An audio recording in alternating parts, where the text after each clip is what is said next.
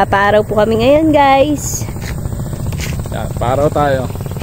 A day in our life. Lakad tayo, lakad.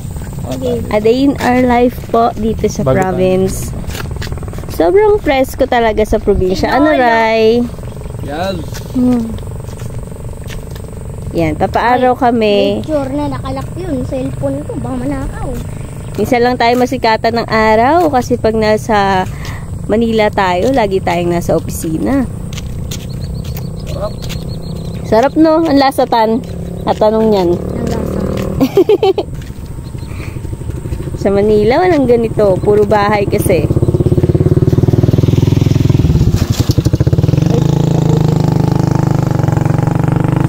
Ayan, papaaraw lang muna tayo. Ano oras na ngayon, Ray? 7:30. 7:30 na dito. Tapos ganito yung araw, guys. Grabe, ang sarap na pakiramdam.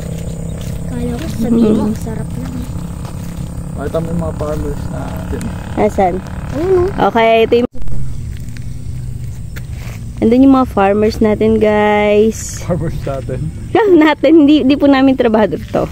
Hindi kita kasi alam niyo naman yung quality ng ating phone. Pakita mo yung star natin. Star. Nora Ethan. Nora! Grabe, guys. Ang ganda na lang ito. Alam mo pala ginawaan mo. Ay, kasi itututok mo. Uy, araw. Ang taas ng araw. Taas ng araw. Tinuruan mo pa ako ng script. Walang cut.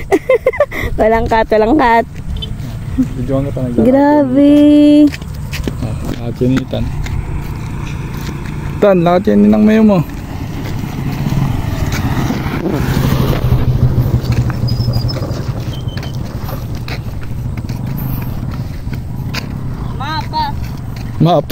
Mapa.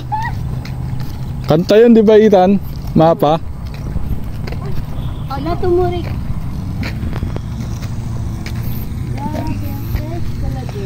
May mga tanim po dito ngayong, alam ko kalabasa to eh.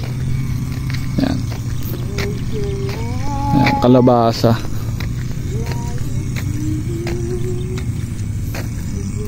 Balik na tayo, balik.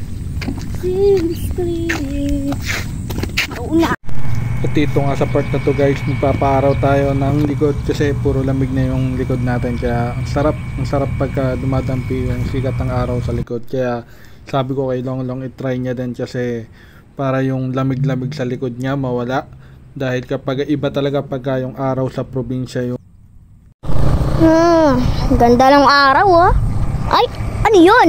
wow, kanta ka. Uy, anong ginagawa nila? Mag-exercise tayo tuwing umaga. Mag-exercise tayo tuwing umaga. Iwanan ko na nga tong mga to.